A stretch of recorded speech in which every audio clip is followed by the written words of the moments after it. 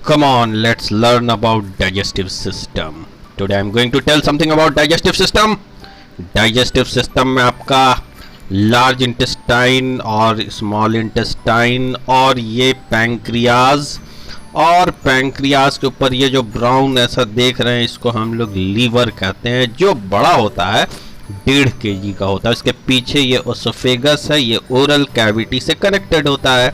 Oral cavity में बहुत सारे ग्लैंड होते हैं जिसको स्लाइवरी ग्लैंड कहते हैं और स्लाइवरी ग्लैंड से स्लाइवा का सिक्रीशन होता है। जब कोई आदमी कुछ खाता है तो स्लाइवरी ग्लैंड का जो सिक्रीशन है खाने को सॉफ्ट करेगा और उसके अंदर एक एंजाइम होती है जिसको एमिलेज कहते हैं और वो कार्बोहाइड्रेट को छोटे यूनिट में तोड़ देता है। यानी कि digestion start from very beginning, oral cavity से ही डाइजेशन स्टार्ट हो जाता है। जब हम लोग किसी चीज को चबाते हैं तो वो गोल गोल बनता है, उसको हम लोग बोलस कहते हैं और वो बोलस कुछ मसल्स और जुबान के यानी कि टंग से वो ठिला करके ओसोफेगस यानी कि फूड पाइप में आता है। फूड पाइप बहुत ही लचीली होती है और बड़े और छोटे बोलस को ये आसानी से नीचे की तरफ पुश करती है। इसके कई लेयर्स आप देख रहे हैं, यहाँ पे कई मस्कुलर लेयर्स दिखाई दे रहा है, लेकिन इसका जो सबसे ऊपर का 2 लेयर होता है ना, अपर 2 लेयर्स ऑफ एसोफेगस, वो बहुत ही इंपॉर्टेंस रखता है क्योंकि वो पेरिस्टालसिस मूवमेंट कराता है और जिसके जरिए खाना नीचे पुश होता चला जाता है। इसी को हम लोग देख रहे हैं लॉन्गिट्यूडनल सेक्शन में कैसे बोलस नीचे की ओर पुश करता है खाने को स्टमक में। और स्टमक का 6 डिफरेंट एरियाज है, फंडस, बॉडी, एंट्रम, पाइलोरस और ड्यूडनम के ऊपर का ड्यूडेनल एरिया। ठीक है, इसका जो मसल होता है इसका सबसे बड़ा ड्यूडेनल लेयर का मसल होता है ऊपर का, उसके नीचे सर्कुलर मसल फाइबर होते हैं और उसके नीचे ऑब्लिक मसल भी होता है, उसके ऊपर मस्कुलर लेयर और अंदर में रैगे होता है जो खाना को मिक्सअप करता है। स्टमक में बहुत सारे छोटे छोटे गैस्ट्रिक ग्लैंड्स होते हैं जो म्यूकस को निकालते हैं और जो एसिड के सिक्रीशन से बचाते हैं। इसके अलावा इसके अंदर पेराइटल ग्लैंडुलर सेल होता है जो एसिड का सिक्रीशन करता है, हाइड्रोक्लोरिक एसिड का। ठीक है, तो हाइड्रोक्लोरिक एसिड इसके अंदर होंगे। स्टमक को अगर हम लोग देखते हैं तो इस पर में ओसोफेगर और स्टमक के बीचों बीच में एक मसल होता है जिसको हम लोग स्पिंटर मसल कहते हैं। बोलस जब ओसोफेगस से अंदर इन करता है तो स्पिंटर फिर रिलैक्स कर जाता है और वो बोलस स्टमक के अंदर चला जाता है।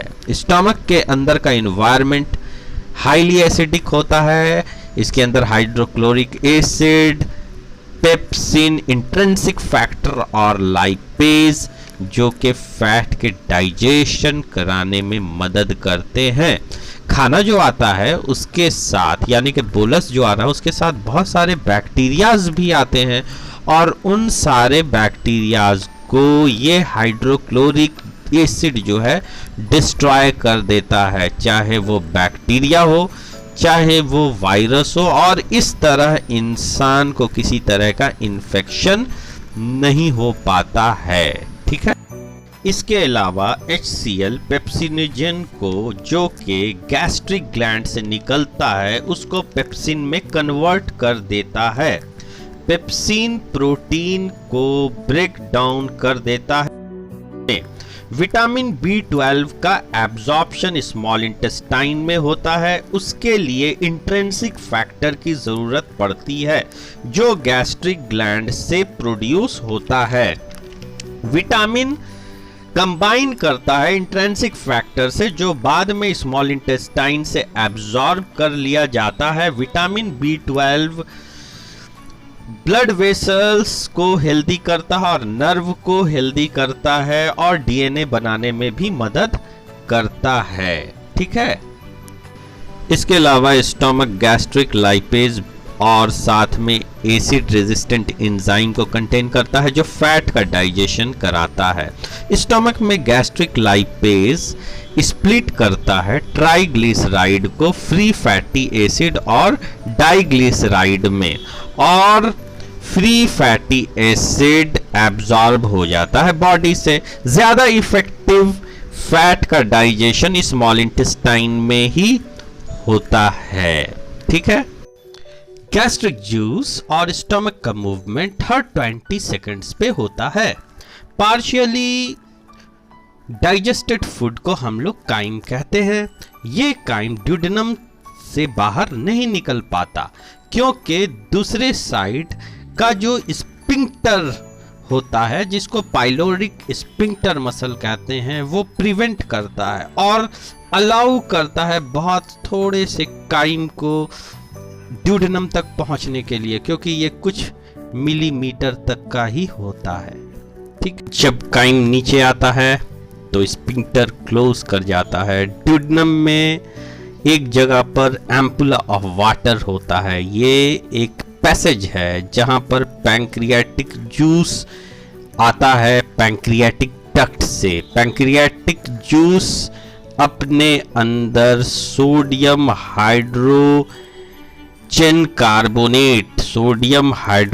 कार्बोनेट को कंटेन करता है जो न्यूट्रलाइज कर देगा एसिडिक काइम को। ऑप्टिमम पीएच वैल्यू 7 to 8 कर देता है। ठीक है। पैंक्रियाटिक जूस प्रो एंजाइम भी कंटेन करता है। इंट्रोकाइनेज जाके ड्यूडेनल वॉल में रिलीज होता है जहां पे प्रो एंजाइम ट्रिप्सिनोजेन को ट्रिप्सिन में कन्वर्ट कर देता है, जो प्रोटीन को स्प्लिट करके और दूसरे ट्रिप्सिन को एक्टिवेट कर देता है ट्रिप्सिनोजेन में। इसके अलावा यहाँ पे अल्फा एमिलेज भी मौजूद होता है, जिस एमिलेज के बारे में ओरल कैविटी में पढ़ा था। बचे हुए कार्बोहाइड्रेट को ये स्प्लिट करता है माल्टोज में और फिर इसको आइसोमाल्टोज में बदल देता है। ओके। फर्दरमोर पैंक्रियाटिक लाइपेज जो है वो स्प्लिट कर देता है ट्राइग्लिसराइड को 2 फ्री फैटी एसिड में। इसी तरह गैस्ट्रिक लाइपेज के बारे में जैसा कि आपने जाना था कि वो केवल 1 फ्री फैटी एसिड में बदलता था। पैंक्रियाटिक लाइपेज फैटी एसिड को टाइनी ड्रॉपलेट में चेंज कर देता है। इसी को हम लोग इमल्सिफिकेशन कहते हैं। इसके अलावा कई तरह के एंजाइम पैंक्रियाटिक जूस के साथ आते हैं जिसके बारे में यहाँ पे डिस्कस नहीं किया गया है।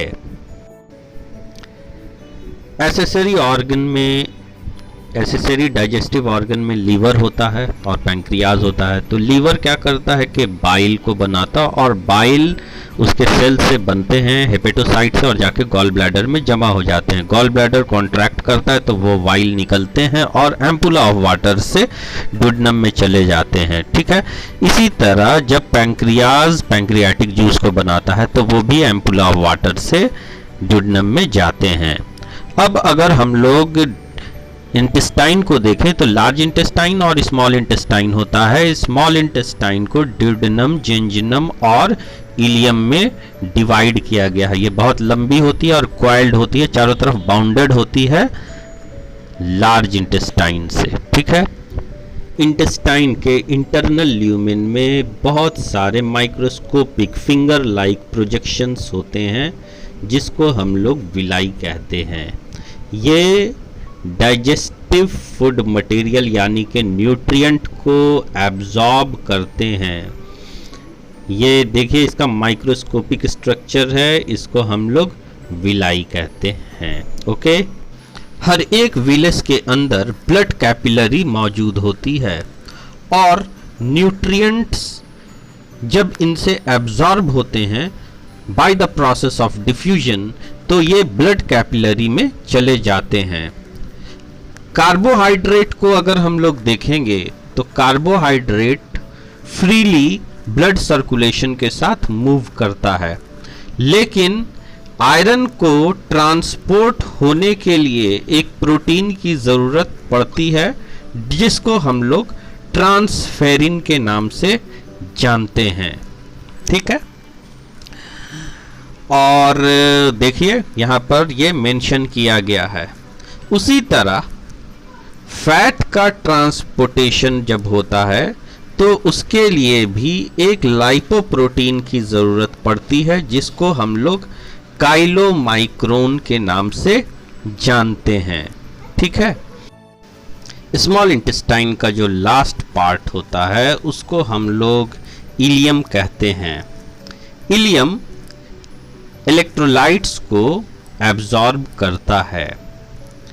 इलेक्ट्रोलाइट्स में सबसे पहले अगर हम लोग कैल्शियम की बात कर लें तो कैल्शियम बहुत ही इम्पॉर्टेंट होता है हमारे दांत के, बॉडी के, हेयर्स के बिल्डिंग के लिए। ठीक है, इसके अलावा ये जिंक को एब्जॉर्ब करता है जो इम्यून सिस्टम के लिए इम्पॉर्टेंट है, और इवन स्पर्म प्रोडक्शन में विटामिन B12 को भी एब्जॉर्ब करता है जो ब्लड सेल को मैच्योर और उसको फॉर्म करने में मदद करता है। बाइल एसिड जो बचा हुआ होता है उसको वापस भेज देता है लीवर तक। और अगर हम लोग ओसोफेगस की तरफ जाते हैं तो वहां पे मैंने बताया था पेरिस्टाल्सिस मूवमेंट के बारे में। वो मूवमेंट इंटेस्टाइन में भी होता है जिसके जरिए जो भोजन होता है पचा हुआ वो नीचे की ओर जाता रहता है, इसलिए लगातार ये मूवमेंट होता है। अब अगर हम लोग लार्ज इंटेस्टाइन की बात करें तो वो थिकर भी होता है और उसका इंटरनल ल्यूमन स्मॉल इंटेस्टाइन से ज्यादा बड़ा होता है, ज्यादा वाइड होता है, और ये लगभग 1 मीटर लॉन्ग होता है और सराउंड करता है चारों तरफ से स्मॉल इंटेस्टाइन को।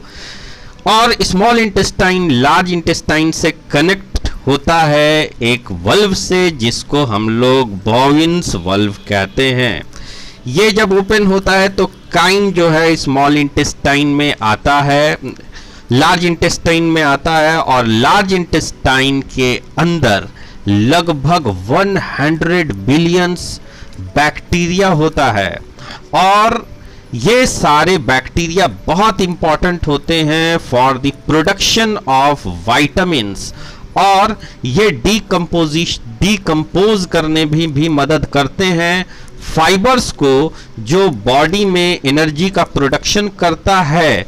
इसके अंदर के जो बैक्टीरिया होते हैं बहुत इंपॉर्टेंट काम करते हैं इम्यून सिस्टम के लिए भी, क्योंकि ये हार्मफुल जम्स को मार देते हैं। कोलोन को देखेंगे तो उसका ट्रांसवर्स कोलोन होता है, असेंडिंग कोलोन, फिर ट्रांसवर्स कोलोन और फिर डिसेंडिंग कोलोन। जब इसमें पेरिस्टाल्सिस मूवमेंट होता है तो फीकल वेस्ट जो है नीचे की तरफ आता है रेक्टम में, और रेक्टम से फाइनली एनस से एक्सक्रीट आउट हो जाता है। ओके, थैंक यू, धन्यवाद।